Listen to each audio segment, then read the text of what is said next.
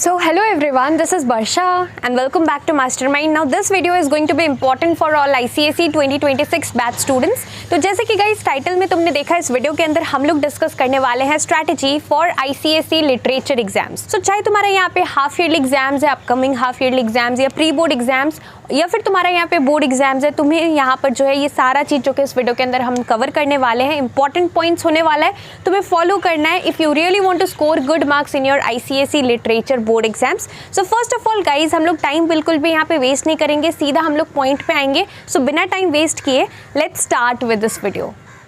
Well guys, तो यहाँ पर तुम सभी को पता है कि तुम्हारा यहाँ पर इस बार बुक कौन सा फॉलो हो रहा है। लिटरेचर के लिए ट्रेजर चेस्ट फॉलो हो रहा है, राइट। तो ट्रेजर चेस्ट में तुम्हारा यहाँ पे प्रोज एंड पोइट्री सेक्शन है, 10 स्टोरीज है सिलेबस में और 10 पोएम्स है।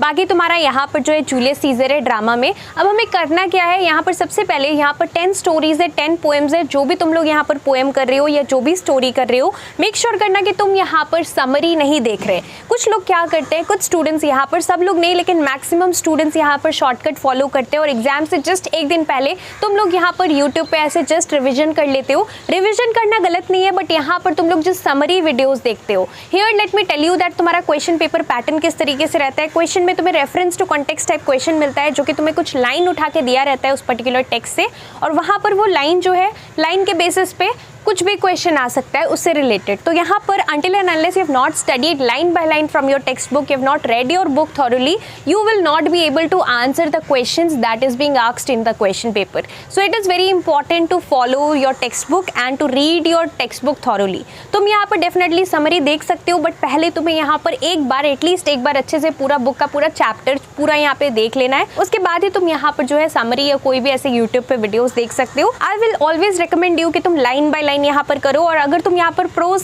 जो है, प्रोज नहीं पोइट्री अगर कर रहे हो, तो पोइट्री में काफ़ी इंपॉर्टेंट है जो भी तुम लोग पोएम कर रहे हो उसका यहाँ पे लिटरल मीनिंग, डीप मीनिंग पता होना चाहिए, सिंबॉलिक मीनिंग पता होना चाहिए।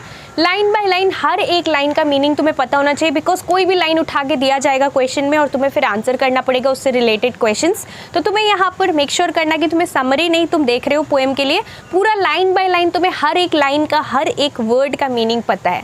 तो ये चीज़ बहुत इंपॉर्टेंट है। अब यहाँ पर कुछ लोग पूछेंगे कि क्या हमें ऑथर का नाम, यहाँ पर पोएट का नाम, ऑथर का नाम याद करना है। So definitely no. Question paper में, बोर्ड के क्वेश्चन पेपर का हम लोग डिस्कस कर रहे हैं और सेम चीज़ तुम्हारा यहाँ पे प्री बोर्ड्स में हाफ ईयरली में भी फॉलो होगा। तो बोर्ड का क्वेश्चन पेपर में यहाँ पर किस पर्टिकुलर चैप्टर से वो मतलब लाइंस दिया गया है वो यहाँ पर लिखा रहता है, और जो ऑथर है उसका नाम भी वहाँ पर दिया रहता है। तो तुम्हें यहाँ पर ऑथर का नाम, you need not learn the author's name.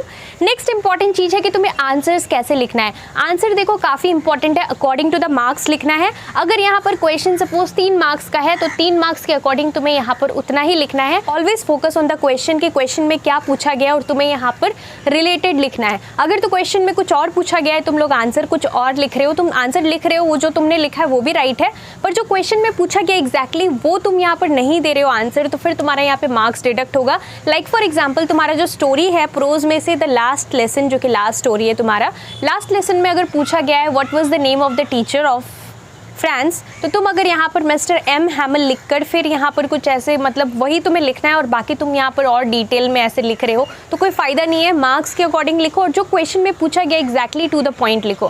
Please do not be beating around the bush, otherwise you will be losing your marks. So don't write unnecessarily, don't elaborate your answer. The teacher who is going to correct your paper needs exactly what is being asked in the question. So don't write anything which is not required, don't write anything rubbish also, write according to the question, write according to the marks. ये चीज़ काफ़ी important है। Next यहाँ पे important चीज़ क्या है, preparation कैसे करना है। मैंने तुम्हें ऑलरेडी बता दिया कि एक बार तुम्हें यहाँ पर बुक बहुत अच्छे से देखना है, बुक को फॉलो करो, because reference to context type question आता है, MCQs आता है, तो मेक श्योर करना कि तुम्हें यहाँ पर हर एक कैरेक्टर का डिटेल में नाम पता है। अगर तुम्हें कैरेक्टर का नाम अच्छे से याद नहीं है, स्टोरीज से, पोएम से अगर कोई कैरेक्टर का नाम अच्छे से याद नहीं है तो फिर तुम मिस्टेक करोगे। तो इसलिए कैरेक्टर का नाम भी अच्छे से देखना, ऑथर का नाम नहीं देखना है, पोइट का नाम नहीं देखना है, लेकिन सारा स्टोरीज का कैरेक्टर का नाम अच्छे से पता होना चाहिए और एक कैरेक्टर स्केच तुम्हें पता होना चाहिए। साथ में तुम्हें यहाँ पर डिटेल डिस्क्रिप्शन पता होना चाहिए। जैसे कि तुम्हारा द एलिवेटर है, एलिवेटर में उसके फादर का कैरेक्टर कैसा था, देन वो जो ओल्ड लेडी थी उसका यहाँ पे कैरेक्टर कैसा था, उसका appearance, what she was wearing, सारा कुछ तुम्हें यहाँ पर डिटेल में पता होना चाहिए। तो इस तरीके से तुम्हें यहाँ पर सब के बारे में डिस्क्रिप्शन पता होना चाहिए, बिकॉज ऐसा क्वेश्चन डिटेल्स में पूछा जाता है।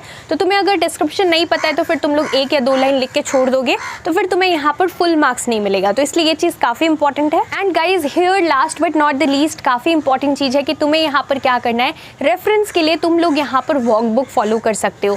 तुम्हारा यहाँ पे वर्कबुक दिया हुआ है डेफिनेटली, तो तुम्हें यहाँ पर जो 2 तुम्हारा वर्कबुक है, एक पोएम के लिए अलग से है, स्टोरीज के लिए अलग से है, तुम्हें वर्कबुक फॉलो करना है। स्पेशली पोएम के लिए फॉलो करना है। पोएम में वहाँ पर लाइन बाय लाइन सारा मतलब लाइन 1 से लेके लाइन 2 लाइन 3 करके हर लाइन का मीनिंग यहाँ पर सिंपल इंग्लिश में, यहाँ पर सिंपल लैंग्वेज में लिखा हुआ है।